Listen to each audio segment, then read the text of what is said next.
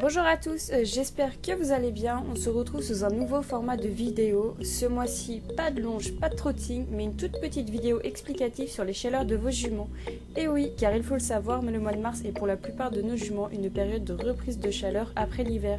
Donc c'est la période idéale pour que vous compreniez enfin comment gérer les sautes d'humeur de vos petites princesses. Pour cela, notre petite mascotte Happy va nous aider à éclaircir tout cela. C'est parti!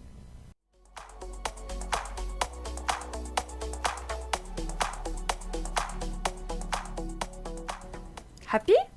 Happy? Où es-tu? Ah, tu es là. Dis voir Happy, nous sommes nombreux à nous demander comment fonctionnent les chaleurs des juments. Pourrais-tu nous expliquer s'il te plaît? Je savais que tu serais partante. Merci Happy. Donc pour commencer, qu'est-ce que c'est que les chaleurs?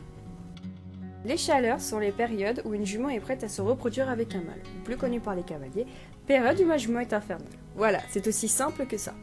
Les juments ont généralement leur première chaleur autour de 12 à 18 mois. Quelles sont les périodes de chaleur? Les juments commencent à avoir leur première chaleur de l'année au début du printemps, voire début mars. Ces nombreux cycles se poursuivent toute l'année jusqu'à la fin de l'automne, voire fin décembre. Il existe des cas un peu plus rares de chaleur durant l'hiver qui est dû à un taux de lumière trop élevé, car les saisons sont un peu déréglées et ça perturbe nos juments. Mais on va rester sur la normalité du processus. En clair, de mars à décembre, il y a des chaleurs, et de décembre à mars, il n'y a pas de chaleur, c'est l'anostrus.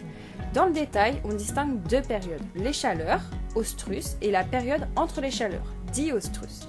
Les chaleurs durent environ 7 jours, qui peuvent varier de 4 à 10 jours, et s'ensuit en moyenne 14 jours de pause entre guillemets, variable de 12 à 18 jours selon les juments. Et ces deux périodes se suivent et se poursuivent sans cesse. Eh oui! Voyons plus en détail l'ostrus. Comme je l'ai expliqué précédemment, les chaleurs durent en moyenne 7 jours. Dans ces 7 jours, il faut savoir que le comportement peut changer et surtout quand la jument est en présence d'un entier ou même d'un ogre. Vous pourrez constater qu'elle a une attitude un peu plus campée, un port de queue un peu plus haut que la normale, un clignotement de sa vulve ou encore des jets d'urine. Et ces signes sont encore plus visibles lors de la période de l'ovulation qui est en général 24 à 48 heures avant la fin des chaleurs. Lors de cette période de chaleur, il faut savoir que dans les ovaires de votre jument, il se passe tout un tas de choses que je ne vous expliquerai pas dans cette vidéo, car on se rapproche beaucoup plus d'un cours de zootechnie et je veux que cela reste simple pour vous. La chose la plus importante à retenir ici, c'est que la concentration hormonale change. Durant l'ostrus, le taux de progestérone chute. La progestérone, c'est l'hormone qui sert à ce que l'utérus se porte bien. Il aide à épaissir les muqueuses et lorsque son taux est élevé, il empêche la fécondation. Donc ici, notre faible taux de progestérone favorise la fécondation et en parallèle, les oestrogènes augmentent et atteignent un pic le jour de l'ovulation. Cette hormone est un peu égale à la testostérone chez les mâles et elle est responsable du comportement sexuel. Ce qui explique ce changement de comportement assez net, surtout à la période de l'ovulation. Maintenant, voyons plus en détail le diostrus. Enfin la fin des chaleurs. Et vous allez me dire cool, elle va redevenir normale. Eh ben non, désolé de vous décevoir, mais durant ces 14 jours de pause, il se passe encore plein de choses dans le corps de votre jument qui vont bien sûr la perturber. Pour certaines juments, elles n'auront pas de comportement spécifique et pour d'autres, ça peut être un véritable calvaire. Oreilles couchées, ruades, ailes mortes, se colle à la jambe. Bref, selon les juments, le comportement peut totalement varier. Mais que se passe-t-il? L'ovulation étant passée, le taux d'œstrogène va diminuer, laissant apparaître une hausse de la progestérone.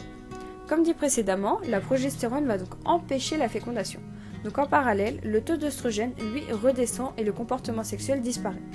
En revanche, comme la jument n'est plus disponible à la monte, on notera un nouveau comportement qui pour certaines juments puisse être complètement déjanté. Certaines juments refusent donc beaucoup plus le contact physique et ce, même envers leur cavalier.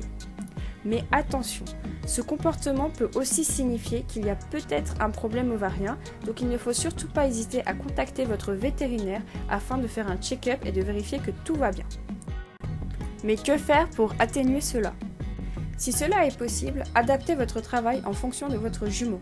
Si vous vous rendez compte que durant cette période, elle ne supporte pas les troupes montées, profitez-en pour la longer et évoluer à pied. Si au contraire, elle accepte que vous montiez mais qu'elle est plus cool en extérieur, privilégiez les balades et pourquoi pas les trottines. Dans le cas où vous ne voulez pas changer vos habitudes de travail pour X raisons, il existe des compléments alimentaires qui ont pour but de calmer un peu son comportement. Ça existe aussi pour les entiers.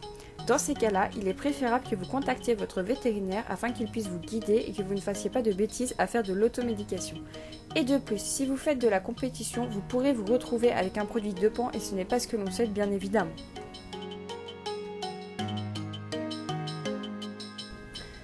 Durant ces chaleurs, ma jument présente un comportement plus dragueur, alors que pendant le diostrus, elle peut présenter ou non des signes d'agressivité. Cela est dû à deux hormones, la progestérone et les œstrogènes. Il ne faut surtout pas hésiter à contacter son vétérinaire si l'on constate un comportement anormal ou un comportement qui devient dangereux. Il vous guidera sur la démarche à suivre. Voilà, c'est la fin de cette vidéo, j'espère qu'elle vous aura plu. Si c'est le cas, montrez-le moi en mettant un petit pouce bleu et si vous avez des questions, n'hésitez pas à me les poser en commentaire. Cette vidéo m'aura pris un temps fou à être réalisée, je ne suis pas une spécialiste des dessins animés, mais je voulais un peu schématiser la chose pour que cela soit plus simple pour vous à comprendre, donc j'espère avoir réussi car en réalité ce phénomène est beaucoup plus technique qu'il n'y paraît.